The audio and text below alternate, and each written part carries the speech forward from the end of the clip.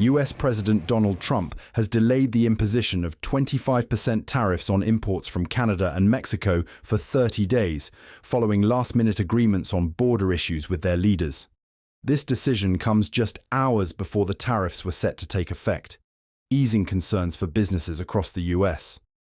However, small business owners remain wary of potential long-term effects, as price hikes could still impact consumers and their profitability. Well, nobody's out with Mexico. We had a great talk with Mexico, and we had President Sheinbaum is a woman. I like her very much. We've had good relationships, but we have to stop fentanyl from coming in, whether I like somebody or not, and we have to stop the illegal aliens from coming in. I think we've lost 200,000 people on average a year for many years, much higher than the 100,000, could be even closer to 300,000.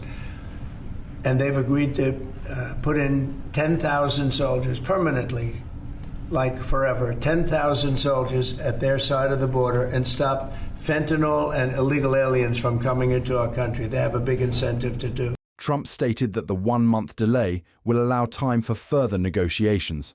¿Cuánto tiempo? Le dije, bueno, vamos a ponerlo en pausa un mes. I'm sure that during this month we'll be able to deliver good results for his people and the people of Mexico.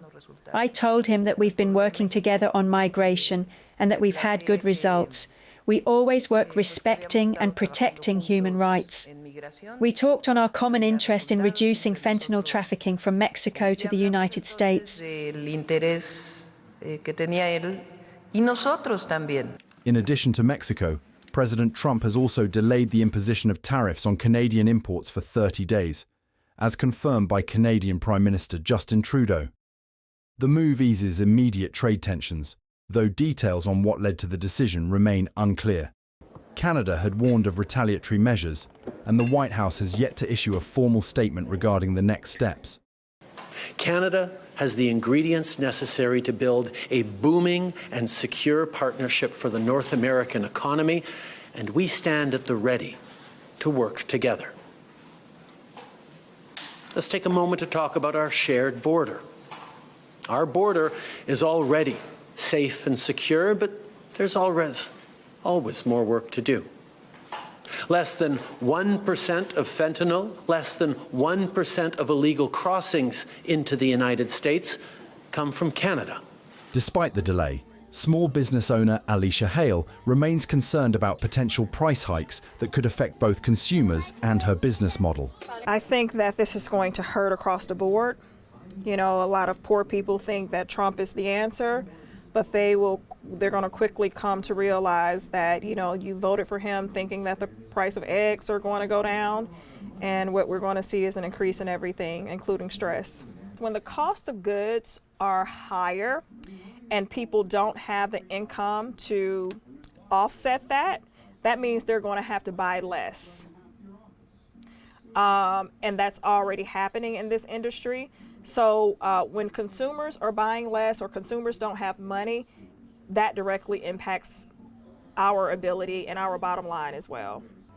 As Hale emphasizes the burden on businesses, co-owner Gilea Hemmings shares a similar sentiment, highlighting the broader impact on business owners. Because, you know, when prices go up, you know, obviously business owners are always hit hardest, right? Because we have to pay higher prices, and then unfortunately, you know, it causes our prices to go up, which nobody likes to see. And so, you know, of course we're nervous. We're hoping that this doesn't last long and that they can come to some form of a resolve because, you know, as a small business, we do get hit the hardest. The economists say the delay eases immediate trade tensions, but details on what led to the decision remain unclear. This uncertainty sent global markets into turmoil, with the S&P 500 falling 0.6%, before recovering slightly after the announcement of the tariff suspension. The Mexican peso weakened, while the US dollar surged. Oil prices climbed as Canada and Mexico, major suppliers of US crude, braced for potential trade disruptions.